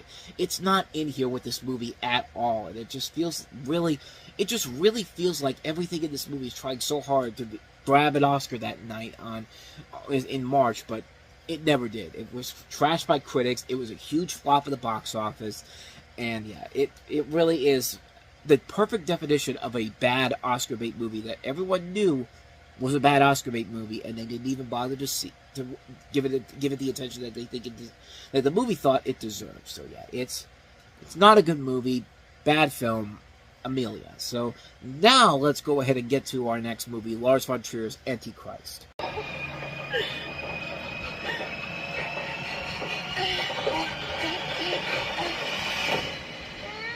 You said you wanted to help me! Where are you? Nature is Satan's church. The evil we talk about is an obsession. No! Oh yeah, it's a Lars von Trier movie. You could tell just from that trailer alone. But it stars Willem Dafoe and Charlotte Gainsbourg as a married couple who experience the accidental death of their infant son, after which they retreat to a cabin in the woods to grieve, while the man experiences strange visions and the woman manifests increasingly violent sexual behavior and sadomasochism. The narrative is divided by a prologue, 4 chapters, and an epilogue. And yeah, as I said, this is pretty much everything you expect from a Lars von Trier movie. You're either going to love it, or you're either going to hate it. There's no in-between in this one. And, can't really say it's a great movie per se, but it is very much what you expect from a Lars von Trier movie. I mean, it's a decent film, but it works mostly because of Dafoe and Gainsbourg really giving it their all in this. And yeah, it's not afraid to go dark when it needs to, and it really is a film that does go dark for the sake of being dark. But then again, that's what you kind of expect from Lars von Trier in this case. This is actually the first part of a film series where it's called the Depression Trilogy, and it kind of makes sense because he wrote this back in 2006, and he was actually hospitalized due to a significant episode of clinical depression, and because of that, the film's largely influenced by his struggles and depression with anxiety. And the other 2 movies in the series are Melancholia with Kirsten Dunst, and then Nymphomaniac Parts 1 and 2. Again, both as chaotic as you expect from Trier. And yeah, it definitely delivers everything you expect in this movie. And like I said, it's specifically made for Lars von Trier lovers. I mean, if you like dark stuff, and like weird dark stuff in general, you're gonna enjoy this. And for me, I just kind of thought it was alright, but I don't hate it like most people probably will. It's definitely a very polarizing film, nevertheless. But anyway, that's the Antichrist. So let's go ahead and... I'm sorry, Antichrist. Not the Antichrist, but Antichrist. Or stylized as Antichrist. Like, it literally has a thing that says Antichrist, and it looks like a... It doesn't look like it has a T at the end. It looks like a person there, but anyway, I'm getting off topic here. But let's go ahead and get to a movie on a much more lighter note to wrap this week up, and that is Uma Thurman starring in Motherhood.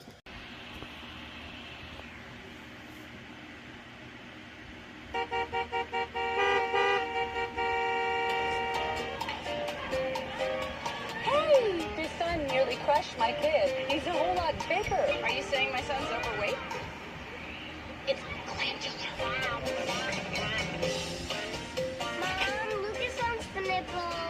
Well, the milk truck has left the station. Oh, wow, you're a stay-at-home mom? Nobody in the city would admit to that. Oh, no, Avery, Lucas is here. Do you notice?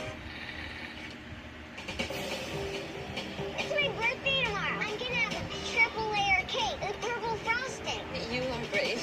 How so? Just to live as you do, you know, the stairs, the children, the car, the dog. Coming this fall on ABC. Seriously, that does not look like a movie. That looks like the pilot to a television series. A trailer that they would show for a television series. Like, at the upfronts, they show off all the new shows. That literally looks like a show that they're trying to promote for a television network. Not a movie that's supposed to go straight to theaters. But, yeah, Uma Thurman said yes to this. Eliza Kendall Welch, played by Thurman, is mother of Clara and Lucas, living with her spouse, played by Anthony Edwards, in a Manhattan apartment. Today is May 25th, Clara's 6th birthday, and she has to make arrangements for a party, as well as attend to do day-to-day chores, including blogging and entering an online contest, motherhood, and looking after her invalid elderly neighbor and a dog.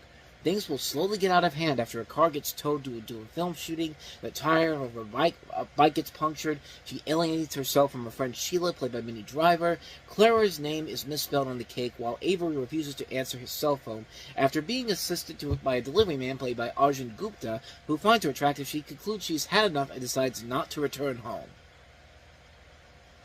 Why did she agree to this? Like, why did anybody say yes to this? I mean, really. What was in this movie that made people say, we want to do a movie about this? Nothing. Nothing of value happens in this effing movie. And you can tell that I'm not the only one, because this thing has bad reviews on Rotten Tomatoes. It's got like a 20% on there. And literally, this film premiered in Britain, and it was so bad, they put it down into one cinema in London. And it made £9 on its opening night, and £88 on its opening weekend. 11 people bought tickets for this, and only one person attended the first showing.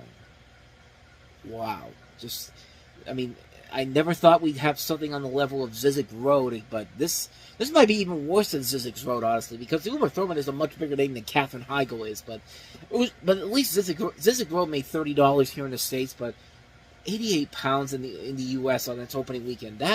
In the UK on its opening weekend. That's pathetic. I mean, that's pathetic, but it's a perfect assumption of the movie itself, because, yeah, it is not a good movie.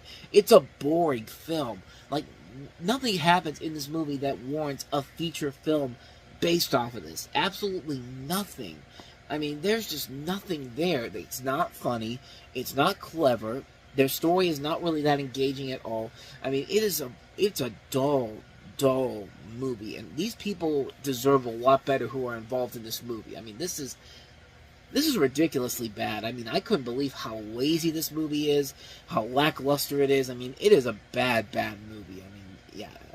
There's a reason why you see this. If you go to a Dollar General, you'll see it in the $1 bin in the DVD section, the little DVD section they have in the electronics area. That's the type of movie that belongs there. This is the type of movie that you go into a Walmart when it first comes out and sees it as one of the bland new release titles.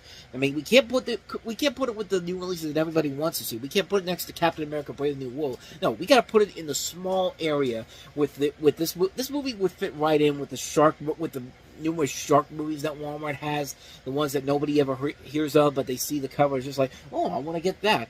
Nobody wants this garbage. Nobody wants to see this movie where literally nothing happens at all.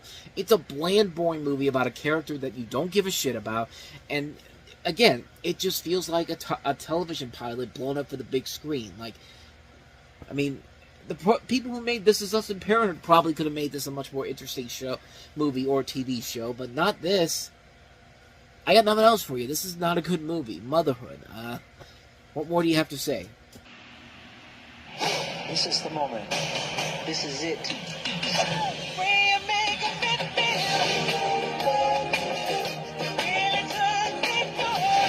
It's an adventure. It's a great adventure. I love you. I really do. Let's do it one more time. Jackson's This Is It. That's all for love. L-O-V-E. In theaters everywhere, October 28th.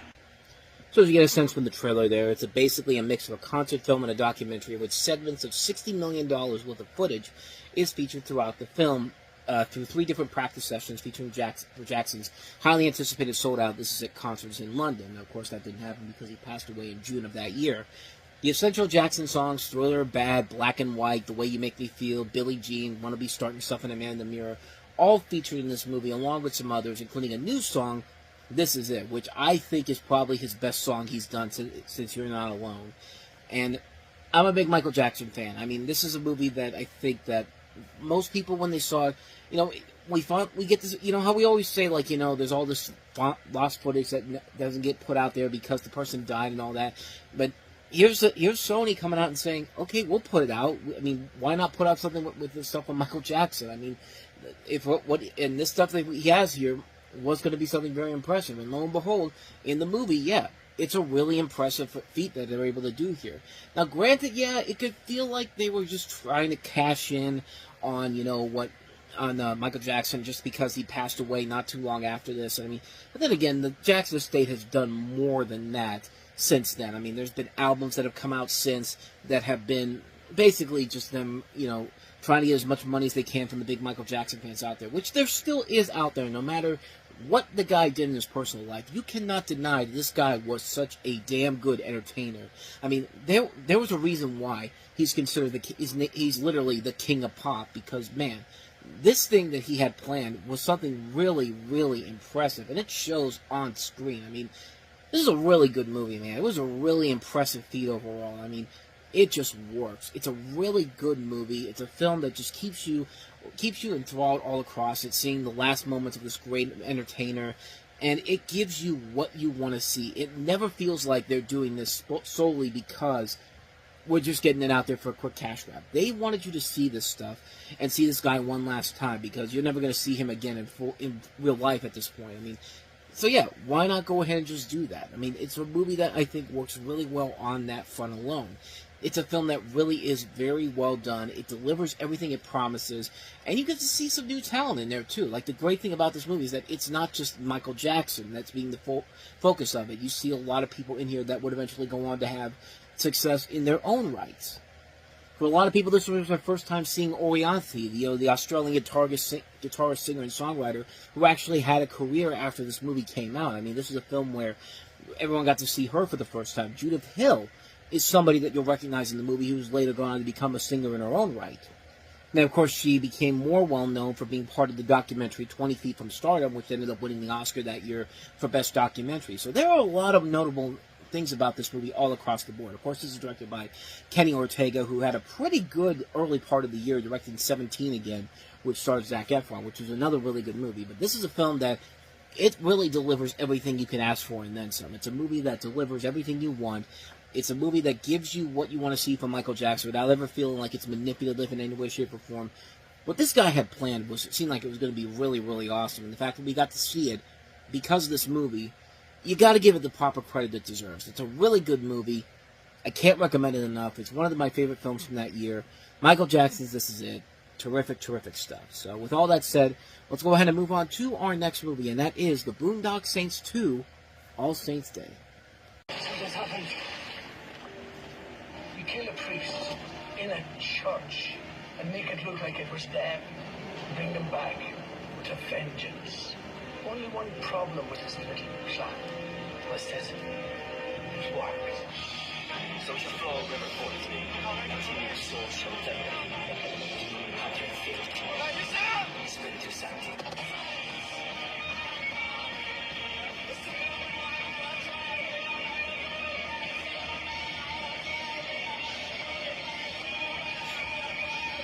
That was perhaps one of the finest examples of spiritual guidance I've ever had the good fortune to witness.